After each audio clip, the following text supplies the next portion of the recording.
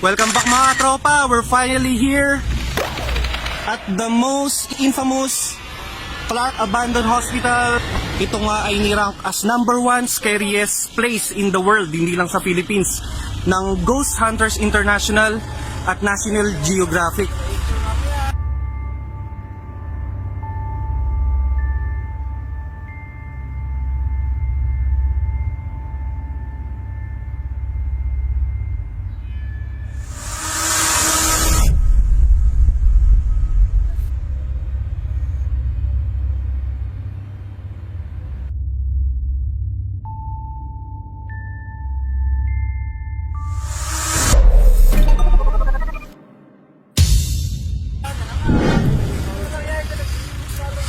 Ito na yata yung sinasabi nila na emergency room.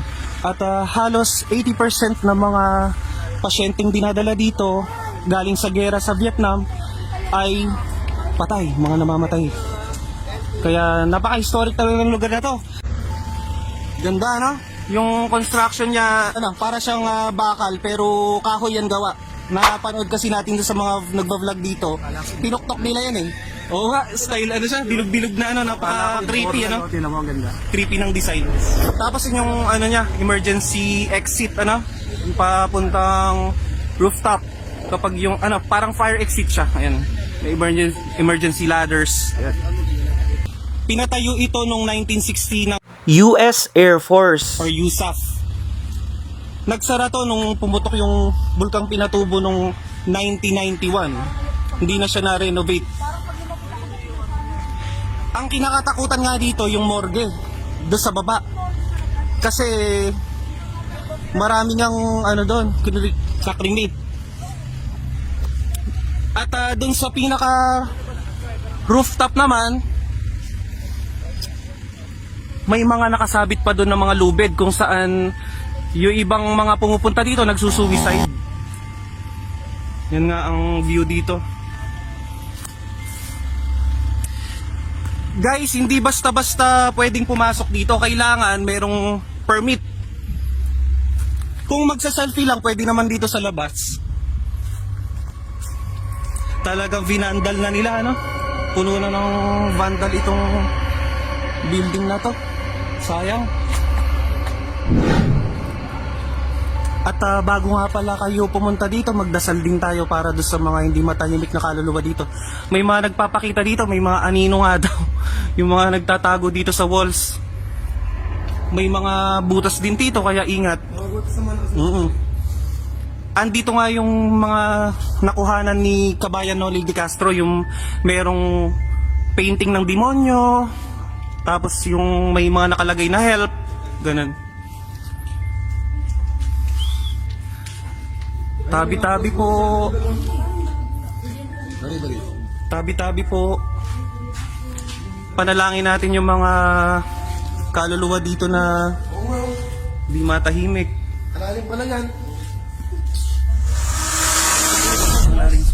Andito sa baba yung morgue. Yung kinatatakutang morgue nandito sa baba. Meron pa isang floor sa baba. Yung hospital nga pala na to, isa sa pinakamalaking hospital nung time na yon sa buong Asia.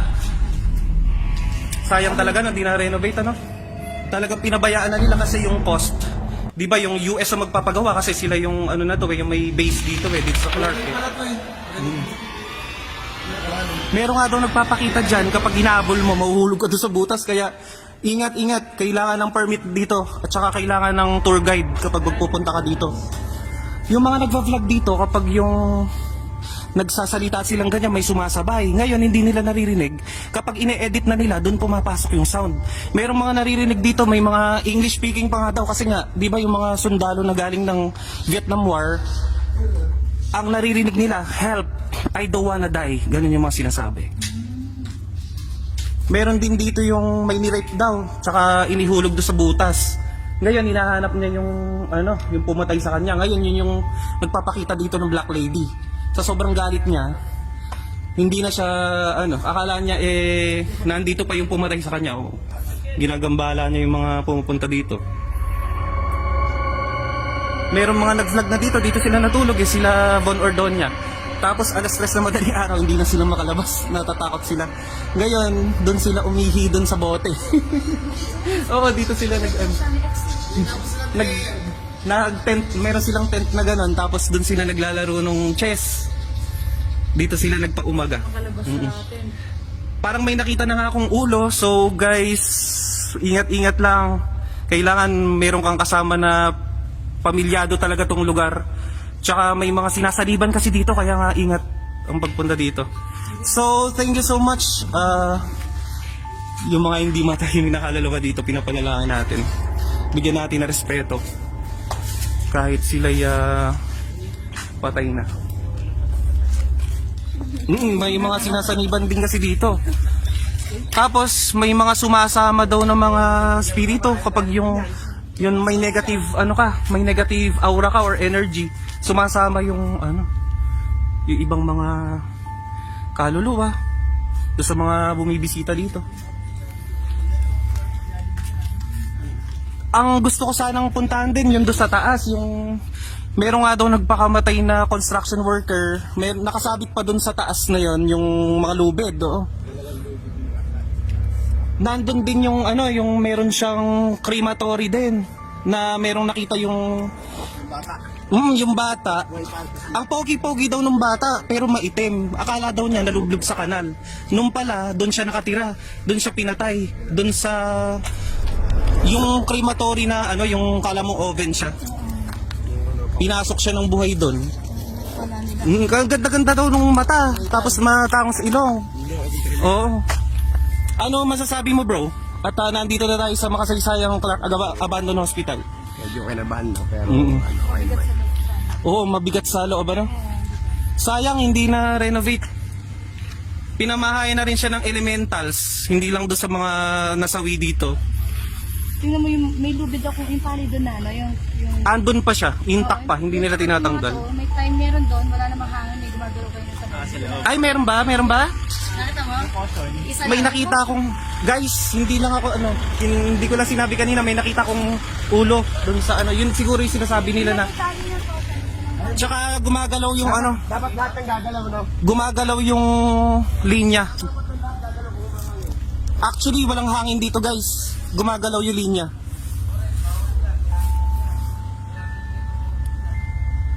Alang tigil yung paggalaw ng linya, guys. Meron nagpaparamdam sa atin. Pinapanalangin natin yung mga kaluluwang di matahimik dito sa Clark Abandoned Hospital. Sa ngalan ni Jesus, na aming Panginoon. Amen. Yan.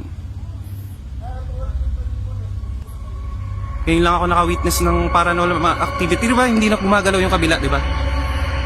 Ibig sabihin, mayroong malakas na energy dyan. Ayan. Nawala na. Pinanalangin na natin siya. Na sana makatawid na sa kabilang buhay. Ayan. Thank you so much. Ngayon lang ako nakakita in actual, yung paranormal activity. Nabubulol na tayo. Kaya yung mga kapag daw alam ng mga kaluluwa dito kapag yung pilosopo daw or kinokontra, nababasa nila kasi yung isip. Kailangan na respetuhin yung mga hindi natin nakikita. Kasi mas nauna rin sila dito eh. Ayan. I'm so amazed at the same time. Salamat po. Tabi-tabi po. At siguro nga doon maraming multo sa McDo kasi doon napapagpag lahat eh. 'Di ba? Isa sa pinaka maraming multo yung McDo, 7-Eleven, doon kasi nagpapagpag. Oo. Naniniwala ba kayo sa pagpag? Pagpag muna daw. Pagpag. Ay. Parang may umahawa. Ayan. Umagalaw. Yung isa tapos naging dalawa, tapos suminto. Gutom lang yan, tanda. Let's go. Andyan yung sumisilip, nakita ko kanina. Na-experience ko na yung sumisilip. Sana nakuha na natin. May sumisilip kanina.